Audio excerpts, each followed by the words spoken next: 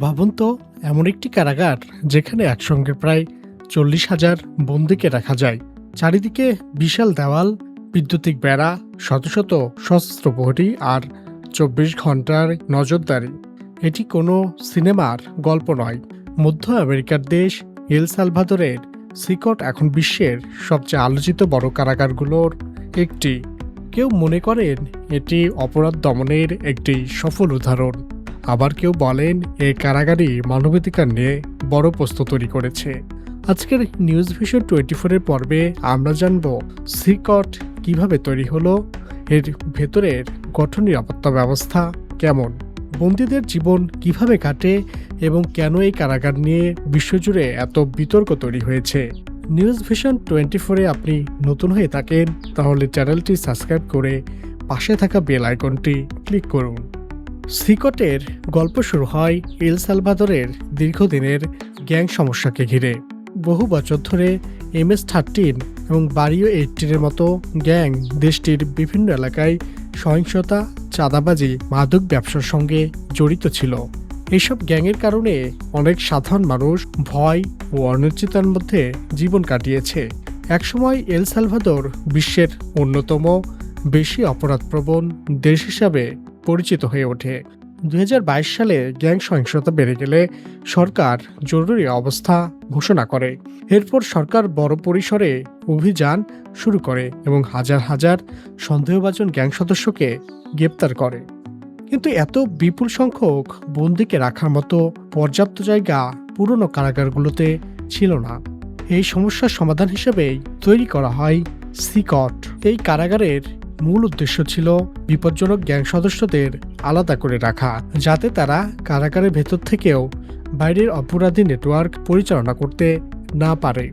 কিন্তু শুধু একটি বড় কারাগার তৈরি করলেই তো হয় না, এটিকে কার্যকর করতে দরকার ছিল এমন নিরাপত্তা ব্যবস্থা যেখান থেকে পালানো প্রায় অসম্ভব।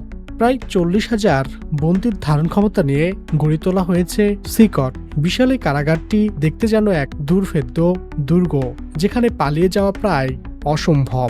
চারিদিকে রয়েছে উঁচু দেওয়াল, বিদ্যুতিক বেড়া, নজরদারি ক্যামেরা এবং সবসময় প্রস্তুত থাকা সশস্ত্র নিরাপত্তা কর্মী।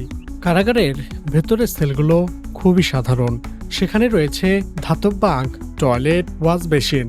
বন্দীদের কাছে অতিরিক্ত কোনো জিনিস রাখার সুযোগ নেই। সরকারের দাবি, এই কঠোর ব্যবস্থার কারণে বন্দীরা কারাগারের ভেতর থেকে বাইরের অপরাধী গোষ্ঠীর সঙ্গে যোগাযোগ করতে পারে না। তবে প্রশ্ন হলো, এত কঠোর নিয়মের মধ্যে বন্দীদের প্রতিদিনের জীবন আসলে কেমন? সিকটের ভেতরে বন্দীদের জীবন চলে কঠোর নিয়মের মধ্যে। দিনের বেশিরভাগ সময় তাদের সেলের মধ্যেই কাটাতে হয়। ব্যক্তিগত জায়গা খুবই সীমিত, প্রতিটি কাজ নির্দিষ্ট নিয়ম অনুযায়ী করতে হয়। নিরাপত্তার কারণে অনেক সাধারণ জিনিস ব্যবহারের অনুমতিই নেই। পরিবারের সঙ্গে যোগাযোগের সুযোগও অনেক সীমিত। সরকারের যুক্তি, এসব নিয়মের উদ্দেশ্য হলো গ্যাং সদস্যরা যেন কারাগারের ভেতরে থেকে আবার বাইরের অপরাধ পরিচালনা করতে না পারে। কিন্তু এই কঠোর ব্যবস্থায় সিকটকে শুধু আলোচিতই নয়, বরং বিতর্কিত করে তুলেছে। সিকট একদিকে প্রশংসা পেয়েছে, অন্যদিকে সমালোচনার মুখে পড়েছে। সরকার বলছে এই কঠোর নীতির ফলে দেশে অপরাধ অনেক কমেছে, মানুষের আগের চেয়ে নিরাপদ বোধ করছে। কিন্তু সমালোচকদের মতে এই অভিযানে কিছু নির্দোষ মানুষও ভুক্তভোগী হয়েছেন। পাশাপাশি বন্দীদের অধিকার ও কারাগারের ভেতর পরিস্থিতি নিয়েও বিতর্ক এখনও চলছে। এ কারণেই সিকট এখন নিরাপত্তা, মানবাধিকারের মধ্যে একটি বড় বিতর্কের বিষয়। তাহলে ভবিষ্যতে কি অন্য দেশগুলো সিকটের মতো মডেল অনুসরণ করবে, নাকি এটি শুধু এল সালভাদোরের জন্য একটি বিশেষ উদাহরণ হয়ে থাকবে? সিকটের মডেল এখন বিশ্বের অনেক দেশ পর্যবেক্ষণ করছে, বিশেষ করে যেসব দেশে গ্যাং, বড় ধরনের অপরাধের সমস্যা রয়েছে, তারা এই ধরনের ব্যবস্থার দিকে নজর দিচ্ছে।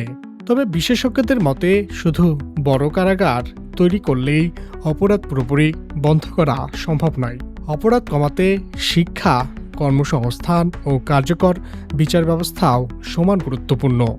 সিকট শুধু বিশ্বের অন্যতম বড় কারাগারই নয়, এটির অপরাধ দমন ও মানবাধিকারের মধ্যে ভারসাম্য নিয়ে চলমান বিতর্কেরও প্রতীক।